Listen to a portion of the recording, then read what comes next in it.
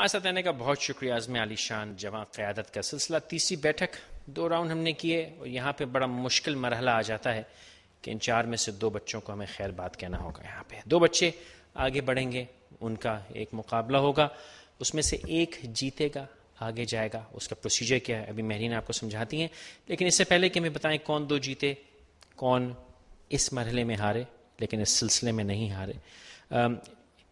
یہ جو 2 شوز آپ دیکھ چکے ہیں, آج تیسرا ہے اور اگلے ہفتے آپ چوتھا دیکھیں گے. اس میں سے 4 ونرز نکلیں گے اور 4 رنرز اپ نکلیں گے. ان جو 4 رنرز اپ ہیں ان میں اس سلسلے کے اختتام میں ہم سب مل کے کسی ایک بچے کو اگر بچانا چاہیں تو بچا کے 5 کی بیٹھک بنا لیں گے سیمی فائنل کے لیے. یہ پروسیجر ہے.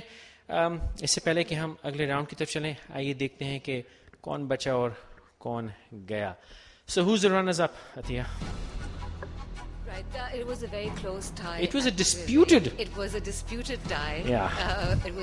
We actually fought about this, but eventually we did select Yamin as the runner-up, and Alize are the 2 finalists who will now compete in the second round. Good. جی مہرین, تو اب جو round ہے ہمارا debate کا round, اس کی تھوڑی وضاحت کیجیے کہ اس کی ڈائنامکس کیا ہے.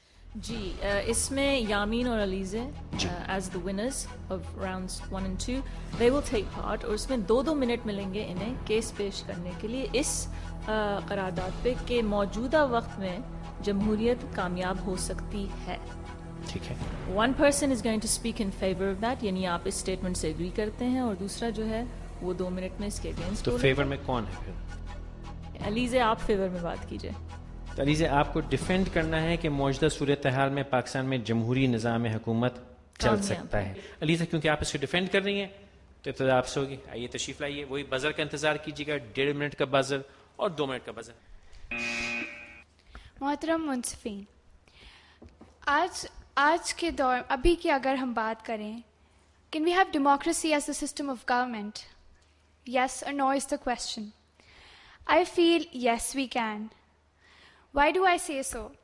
Democracy یعنی جمہوریت, ہم لوگ آج یہ سسٹم آف گورنمنٹ پاکستان میں ہو سکتا ہے اس لیے کیونکہ لوگ سب سے اہم بات یہ ہے کہ آج لوگ خوش نہیں ہیں.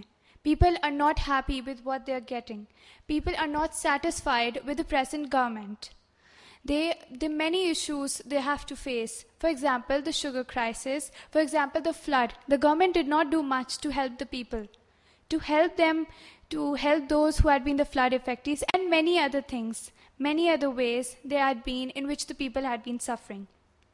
So if we listen to the people, if we listen to them, who they want as their leader, whose leadership they want to follow, کسے چاہتے ہیں وہ کہ ان کے ملک کے لیے وہ کچھ کرے, ان کے ملک کی ترقی کے لیے کچھ کرے, تو democracy is the best way to do so. اگر لوگوں سے پوچھا جائے لوگ کس کو ووٹ کرنا چاہیں گے, وہ کسے سمجھتے ہیں اس قابل کہ وہ ان کے ملک کو آگے بڑھا سکتا ہے, تو وہ الیکشنز ڈیموکریسی ہی ایسا طریقہ ہے. میں ایسا اس لیے سوچتی ہوں کیونکہ اس سے I feel there is going to be less chaos, there is going to be less bloodshed, people are going to be more satisfied. They're going to know کہ ان کی بات سنی جا رہی ہے اور ان کی کوئی امپورٹنس ہے.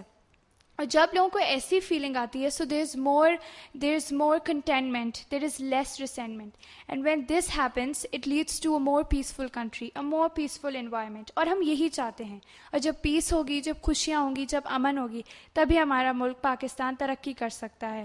فلاح اور بہبود پاکستان کی قسمت کا ایک حصہ بن سکتے ہیں. Thank you. جی یامین صاحب, آپ اگینسٹ بول رہے ہیں, تشریف لائیے. السلام علیکم جج صاحبان. اس دور میں ڈیموکریسی کامیاب ہو سکتی ہے؟ نہیں. میرا جواب ہے نہیں, بالکل نہیں. وجہ 2 وجوہات. ایک تو ہمارا جو ڈیموکریسی کا ڈھانچہ ہے وہ بہت کمزور ہے, بہت زیادہ کمزور. دوسرا جو ہمارے حکمراں ہیں وہ آنیسٹ نہیں ہیں.